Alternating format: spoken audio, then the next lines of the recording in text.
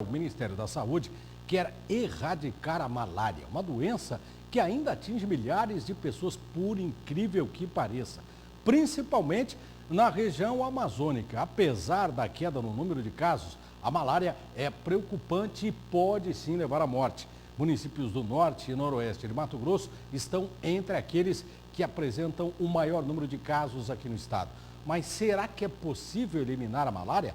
O repórter José Porto foi em busca dessa resposta com um pesquisador da UFMT, a nossa querida Universidade Federal de Mato Grosso, um dos maiores especialistas em doenças tropicais do Brasil. Confira. O médico infectologista e pesquisador da Universidade Federal de Mato Grosso, Cor Jesus Fernandes Fontes, se dedica ao estudo da malária desde a década de 80, época da explosão dos garimpos na Amazônia e a ocupação da fronteira oeste do Brasil. Ele lembra que, além de desbravar a floresta, quem se aventurou na ocupação da Amazônia enfrentou um grande inimigo, a malária, também conhecida como maleita, paludismo, febre terçã, doença infecciosa que é transmitida por uma fêmea infectada do mosquito palha, muito comum na região. Bom, a malária é uma doença infecciosa, causada por um parasito do sangue, que é apenas uma célula, que a gente chama de protozoário. Um parasito microscópico que é capaz de entrar dentro do nosso glóbulo vermelho e vai destruindo os glóbulos vermelhos da pessoa. Então, durante esse processo, essa doença causa muita febre, dor no corpo, náusea, vômito e muita indisposição, cefaleia, e pode evoluir até a morte, se não tratada. A Organização Mundial da Saúde considera a malária um grande problema de saúde pública no mundo. Atinge os países com climas quente e úmido. Com as restrições da pandemia do coronavírus, cresceu o número de mortes por malária no mundo. Em 2020, segundo a OMS, 672 mil pessoas perderam a vida para a doença. A maioria, crianças em países pobres do continente africano. No Brasil, em 2020, foram registrados 145.188 casos da doença, uma redução de 10% em relação a 2019. Nesse período, o número de mortes ficou abaixo dos 40. Em Mato Grosso, em 2019, segundo a Secretaria de Saúde, foram registrados 1.813 casos. Já em 2020, no auge da pandemia, os casos de malária saltaram para 3.953. Também houve a volta do garimpo, na região de Ponce da Serra, com mais contaminações. A maior epidemia de malária de Mato Grosso coincidiu com aquela época dos grandes garimpos na região do Nortão. Então, aqueles garimpos que atraíram muitas pessoas do Nordeste, do Norte, para extrair o ouro de superfície, facilitou muito a transmissão. Hoje o nosso problema é o desmatamento. A malária que a gente ainda tem, que é lá no extremo noroeste do estado, é a região que mais desmata nosso estado. E nesse processo de desmatamento, a pessoa está muito em contato com o mosquito, porque esse mosquito ele é silvestre, é diferente do mosquito da dengue, que é urbano. E isso faz com que a transmissão se perpetue. Mas esse cenário já foi muito diferente. O pesquisador relata que em 1992, há 30 anos, por exemplo, a malária fez mais de 250 mil vítimas só em Mato Grosso. Muita gente morreu por falta de acesso à saúde, bem como a falta de medicamentos mais potentes para tratar a doença e combater suas sequelas no organismo.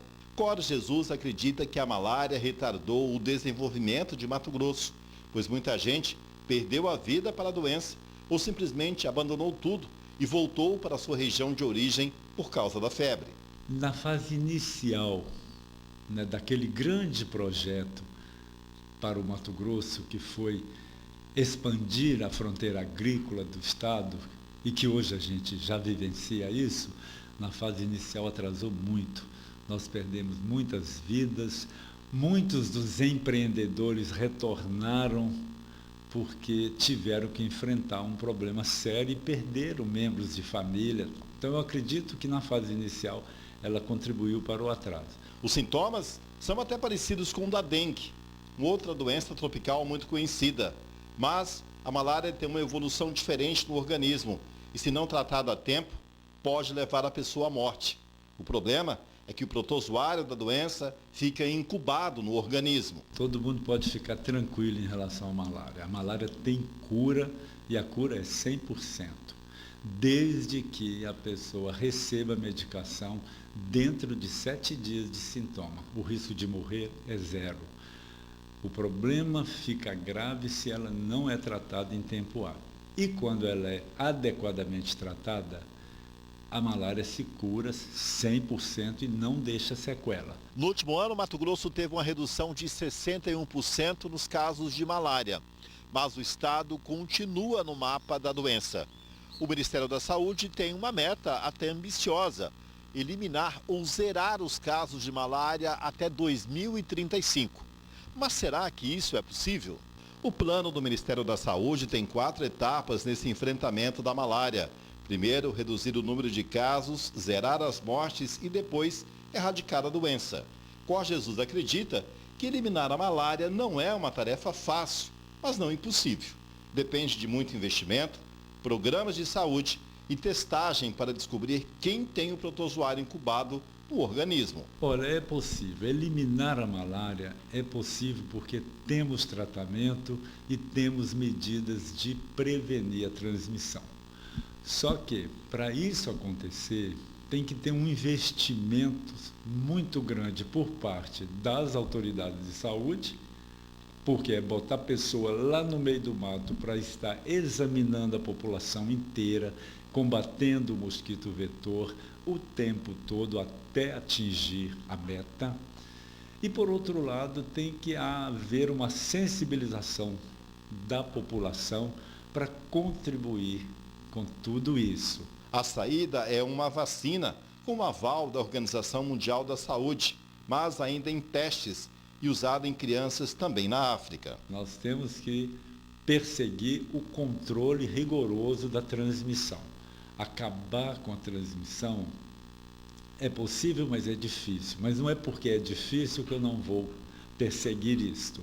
Enquanto eu estiver perseguindo uma meta ousada como essa, certamente eu vou estar controlando o problema e diminuindo o sofrimento de todos.